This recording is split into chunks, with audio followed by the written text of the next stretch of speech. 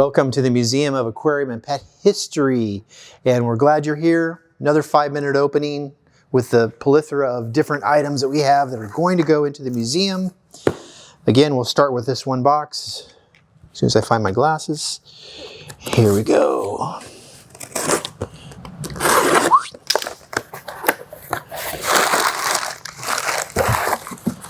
All right.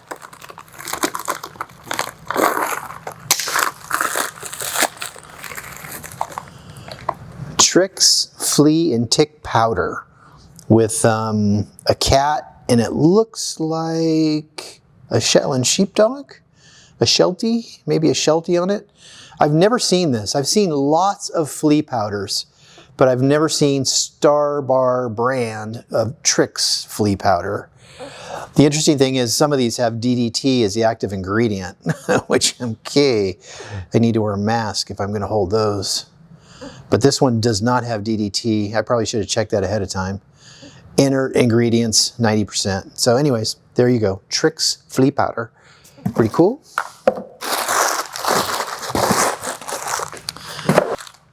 This is a melt glass bird feeder. You see it's got this streamline look to it. Very unusual. It's not signed as to, you know, the manufacturer, but I'm almost positive that this went on an Art Deco era bird cage from the 1920s and most likely imported either German or Czechoslovakia. So I haven't I know I've seen it before, but I can't remember which company, but definitely I remember that it was a company that was in Europe. It wasn't a US company. And it could even be inscribed, but they're so hard to see the inscriptions on these things. That is milk glass, which is basically glass that has been colorized to look white, kind of like milk. Hence the name. All right, one more. Oops, that one's empty. All right. Okay, here we go.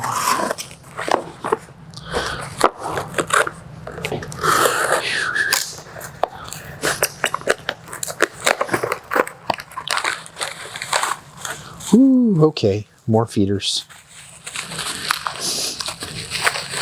And these feeders I really like. Okay, so these are glass feeders, but you'll notice, like on this feeder, it has the little attachment that goes in the bars. And that was actually developed 20s, 30s, right around there. But when you talk about Victorian feeders, they didn't have that. They hadn't thought about developing that. No one came up with it. And they usually had a smaller hole for the bird, almost too small. So this would have to be a pretty thin little canary or a finch. And these cages had a wire that you clipped, and you just slid these feeders right into the wire. And then that was in the hole where the bird could come and get his water or his food. But these are like slide feeders that slid right into the wire. And I actually had a couple of the wires, they were copper, and I took them to my metal guy, and I had him make me 10 more, just so I have them for some of these Victorian cages. And speaking of cages, I just want to show you one cage that we got recently. And I'm just floored by this cage because I've never seen metal like this. It looks like a tree. It looks like tree bark. This looks like a tree right here. It's definitely imported from, I'm going to say Germany, because Czechoslovakia didn't have cages like this, and Germany had a lot of arts and crafts cages. Very old because of the way they did the wire attachment here, but I'll call this the bark cage.